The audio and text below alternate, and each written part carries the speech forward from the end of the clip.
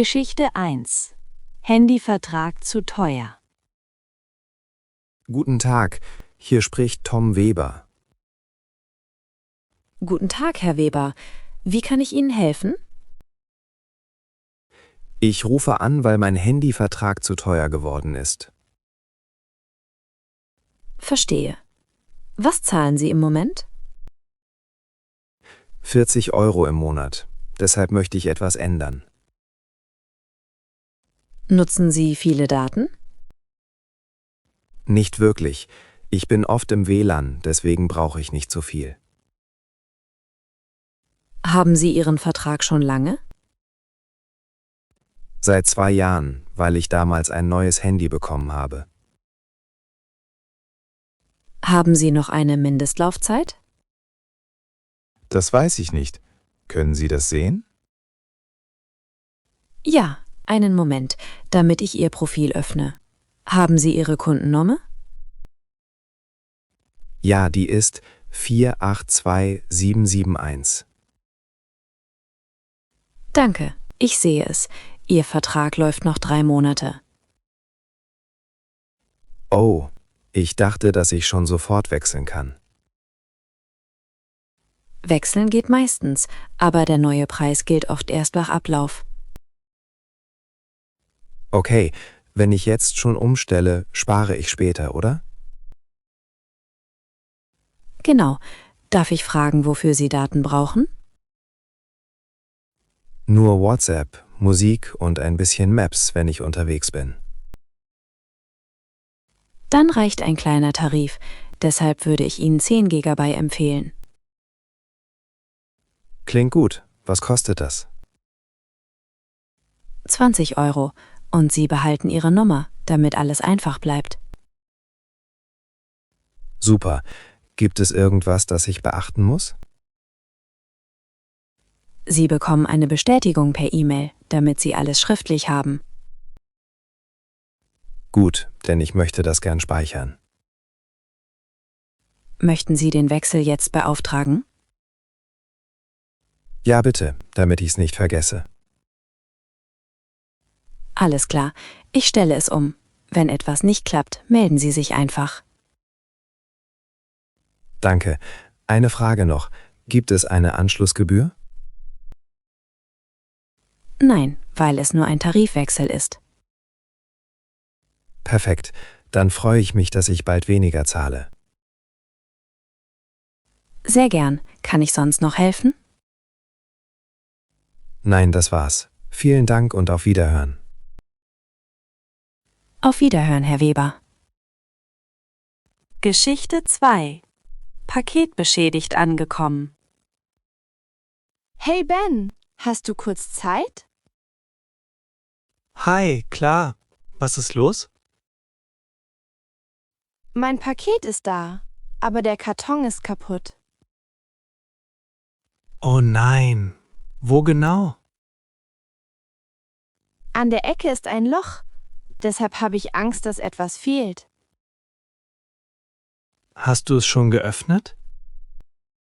Noch nicht, weil ich nicht wusste, was ich zuerst machen soll. Okay, mach erst Fotos, damit du einen Beweis hast. Vom Karton und vom Label. Genau. Und später auch vom Inhalt, wenn du es aufmachst. Alles klar, ich mach schnell Fotos. Fertig. Was hast du bestellt? Eine Kaffeemaschine, weil meine alte kaputt ist. Dann öffnen wir es vorsichtig, damit nichts zusätzlich beschädigt wird. Ich schneide nur das Klebeband. Okay.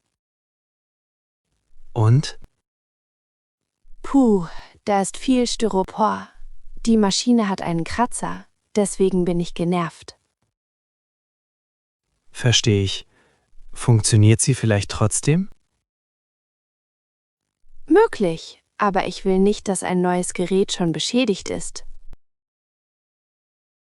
Genau. Melde es direkt beim Shop, denn je schneller, desto besser. Soll ich auch erwähnen, dass der Karton nass ist? Es hat geregnet. Ja, damit Sie wissen, was passiert ist. Und was schreibe ich kurz? Paket beschädigt angekommen. Fotos im Anhang. Kratzer am Gerät. Ich möchte Ersatz oder Rückerstattung. Okay, ich schreibe das jetzt, damit es heute noch rausgeht. Super. Wenn du willst, schaue ich kurz drüber. Ja, bitte. Ich will höflich bleiben, obwohl ich gerade sauer bin. Klar, schick's ab. Dann wartest du auf die Antwort. Danke, jetzt fühle ich mich sicherer. Gern. Bis später. Bis später. Geschichte 3. Rückerstattung online beantragen.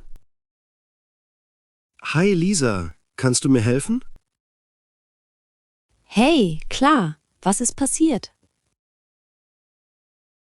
Ich habe ein Ticket doppelt gekauft, weil die Website hängen blieb. Oh nein, 2 Bestätigungen? Ja, deshalb habe ich es sofort gemerkt. Gut, dann beantragen wir eine Rückerstattung online, damit du nicht telefonieren musst. Genau, ich will das heute erledigen, damit ich es nicht vergesse.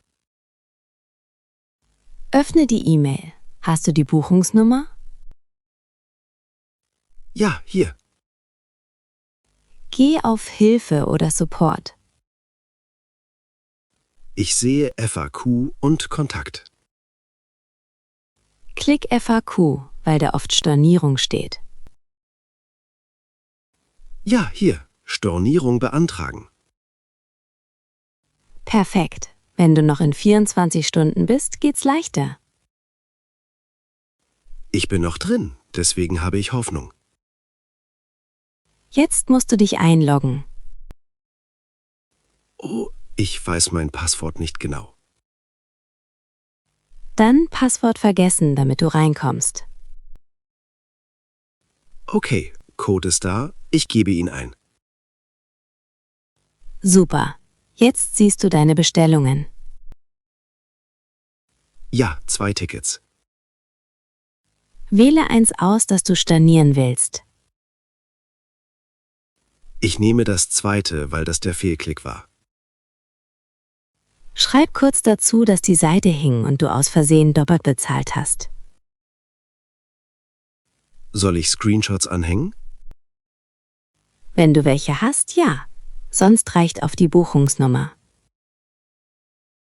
Okay, abgeschickt. Jetzt steht 5 bis 7 Tage Bearbeitung.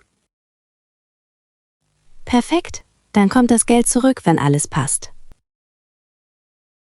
Hoffentlich. Ich hasse sowas, denn es kostet Zeit. Ja, aber du warst schnell. Deshalb wird's leichter. Danke dir. Gern. Bis später. Bis später. Geschichte 4. Friseur. Ergebnis nicht okay. Hi Lea, kann ich dich kurz was fragen? Hey Mira, klar.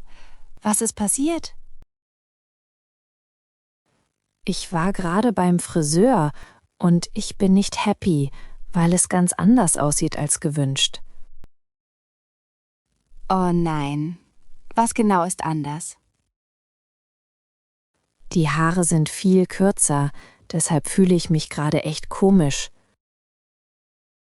Hast du es im Salon schon gesagt? Noch nicht. Ich stand da und dachte nur, okay, weil ich nicht unhöflich sein wollte. Ich verstehe das, aber du darfst was sagen, wenn es wirklich nicht passt. Ja, aber ich weiß nicht, wie ich das freundlich formuliere. Sag einfach ruhig, dass du dir die Länge anders vorgestellt hast. Also so, Entschuldigung, es ist mir etwas zu kurz. Genau, und du kannst sagen, dass du vorher ein Foto gezeigt hast, damit es klar ist. Stimmt, Ich habe sogar ein Bild gezeigt, deswegen bin ich so überrascht. Vielleicht gab es ein Missverständnis.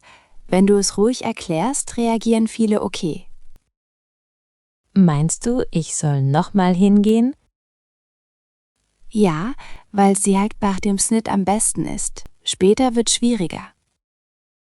Aber was können Sie jetzt noch machen? Es ist ja schon kurz. Sie können es zumindest angleichen, damit es sauber aussieht. Die eine Seite fühlt sich wirklich komisch an. Dann sag das und frag, ob Sie es noch mal kurz prüfen können. Okay, und wenn Sie komisch reagieren? Bleib sachlich. Du sagst, ich möchte eine Lösung, damit ich mich wohlfühle. Klingt gut. Ich will keinen Streit, denn ich gehe da eigentlich gern hin. Genau, du willst nur, dass es besser wird. Soll ich anrufen oder direkt hingehen? Ruf kurz an, damit du nicht umsonst wartest. Okay, ich rufe jetzt an. Und atme kurz durch. Es ist blöd, aber es lässt sich oft noch retten. Danke, Lea. Ich fühle mich schon ruhiger, weil ich jetzt weiß, was ich sagen kann. Klar. Wenn du willst, schick mir ein Foto. Dann sage ich ehrlich, wie es wirkt. Mach ich. Bis gleich. Bis gleich, Mira. Geschichte 5. Stromabschlag zu hoch.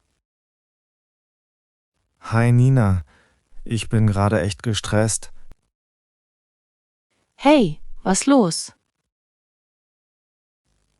Mein Stromabschlag ist plötzlich 95 €, vorher 55. Deswegen bin ich geschockt. Wow, hast du mehr verbraucht? Ich glaube nicht, weil ich oft weg war. Hast du einen Brief oder eine Mail? Ja, da steht Prognose, aber keine klare Erklärung. Dann brauchen wir echte Zahlen. Hast du den Zählerstand? Nicht aktuell, deshalb weiß ich nicht, was ich sagen soll. Lies ihn jetzt ab, damit du was Konkretes hast. Okay, Moment, ich bin am Zähler. 18342. Super. Was war der letzte Stand auf der Rechnung? 17999. Dann ist dein Verbrauch nicht extrem. Deswegen ist der Sprung komisch. Genau. Schreib dem Anbieter, bitte prüfen, da mein Verbrauch nicht gestiegen ist. Neuer Zählerstand.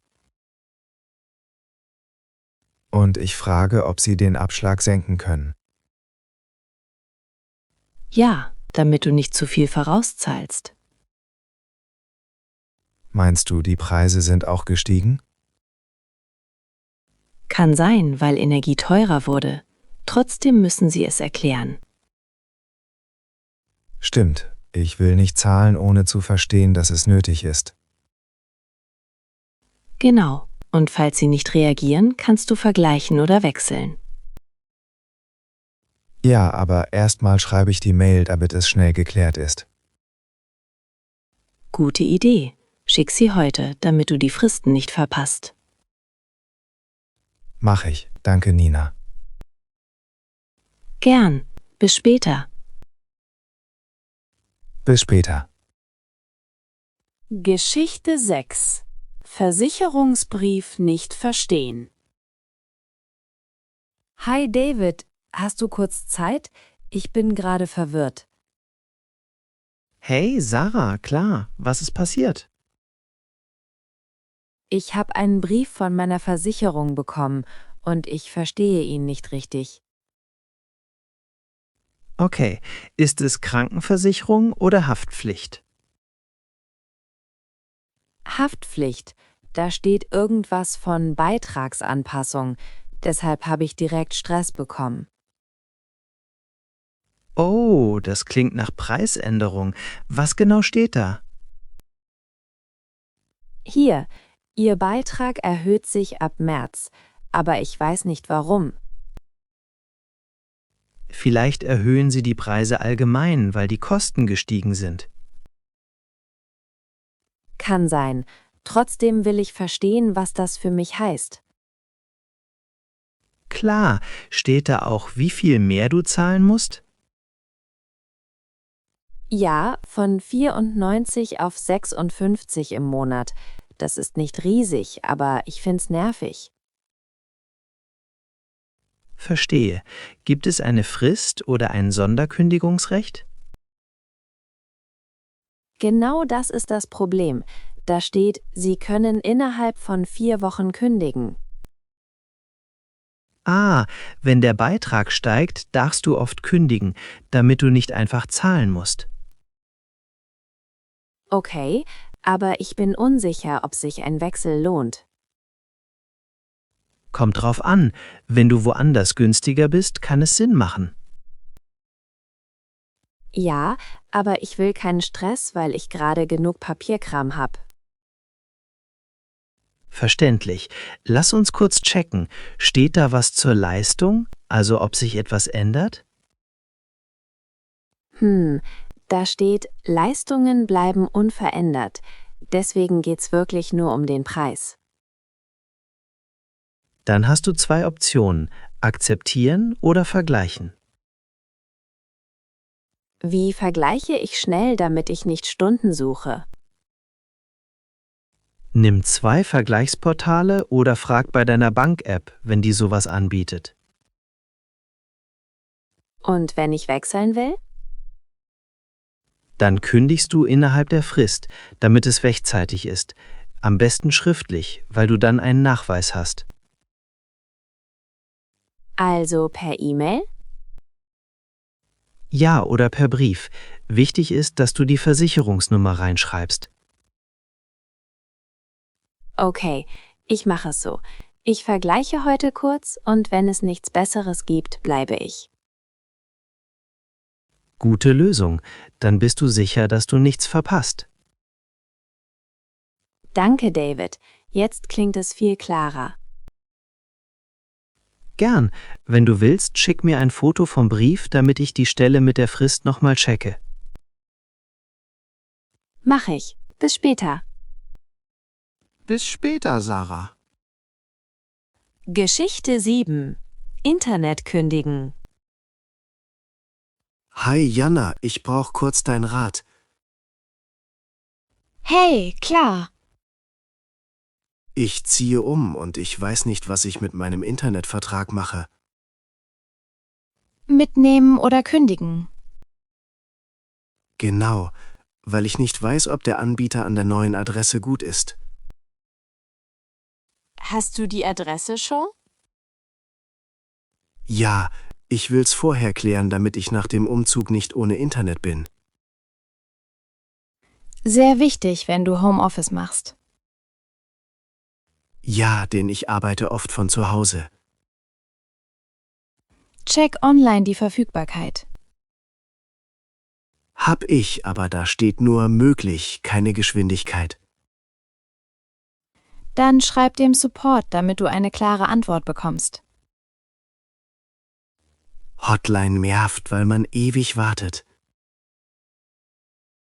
Nimm Chat oder E-Mail, wenn es geht. Und kündigen? Ich hab noch 6 Monate Laufzeit. Dann ist Umzug meist besser, weil Kündigen sonst schwierig wird. Gibt's eine Umzugsgebühr? Oft ja. Frag direkt, damit du keine Überraschung hast. Okay, was brauchen die?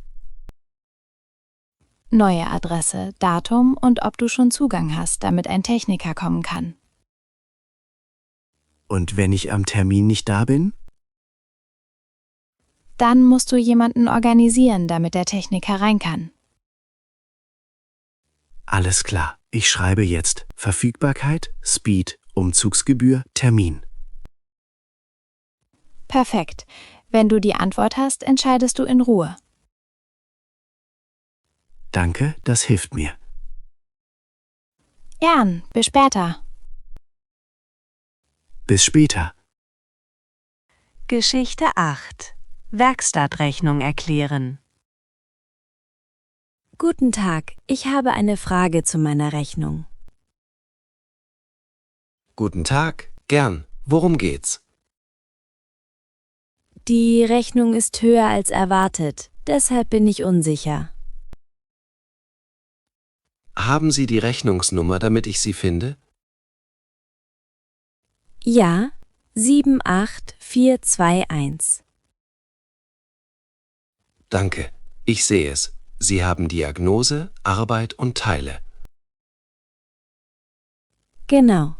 Ich verstehe die Diagnosepauschale nicht. Ich dachte, dass es klar ist. Wir prüfen zuerst, ob wirklich die Bremse das Problem ist, damit wir nichts Falsches machen. Okay, aber warum steht Arbeitszeit zweimal? Einmal Prüfung, einmal Austausch. Deswegen 2 Positionen. Wird trotzdem doppelt. Verstehe ich. Ich erkläre kurz. 0,5 Stunden Diagnose, 1,2 Stunden Austausch. Und Kleinteile? Schrauben und Reinigungsmaterial. Wir listen das, damit es transparent ist. Und hier Bremsflüssigkeit, die wollte ich nicht. Die war alt. Wir haben es gemacht, damit es sicher bleibt. Haben Sie mich angerufen? Ich war nicht erreichbar. Ja, wir haben es versucht. Deshalb haben wir entschieden, weil es sicherheitsrelevant ist. Okay, wenn es um Sicherheit geht, verstehe ich das. Aber ich hätte gern eine Nachricht gehabt.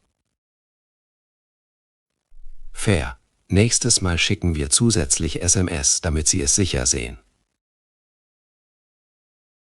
Gut, können Sie mir das kurz schriftlich zeigen?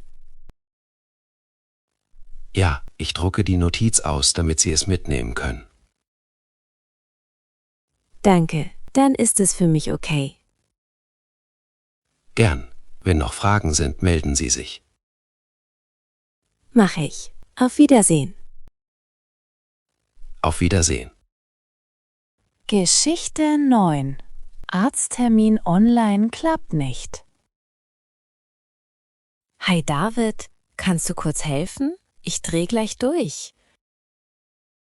Hey Sarah, was ist los?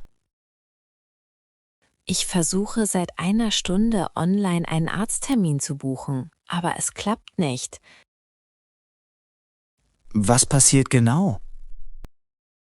Ich wähle Datum und Uhrzeit und dann kommt Fehler. Deswegen bin ich total genervt. Wenn die Seite spinnt, liegt es oft am Browser. Hast du einen anderen probiert?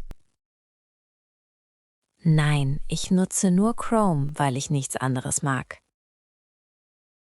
Versuch mal einen anderen oder den Inkognito-Modus, damit keine Cookies stören. Okay, Moment, ich probiere Inkognito. Und wenn es trotzdem nicht geht, check die App. Manche Praxen haben Doctolib oder was ähnliches. Ja, es ist so eine App, aber da steht auch keine Termine verfügbar. Für heute oder generell?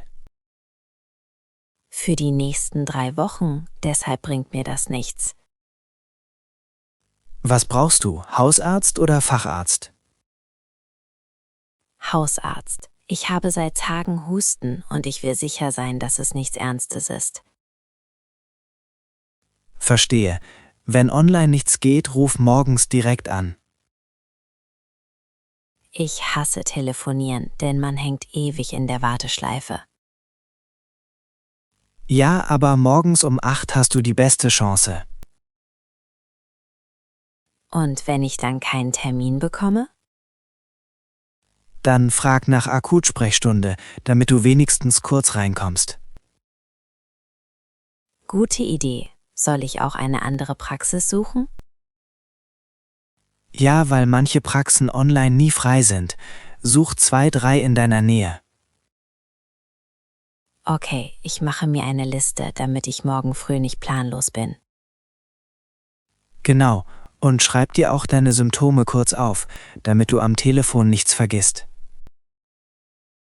Stimmt, ich werde sonst nervös, wenn sie schnell fragen.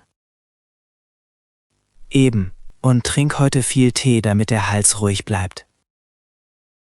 Mach ich. Danke, David. Jetzt habe ich einen Plan.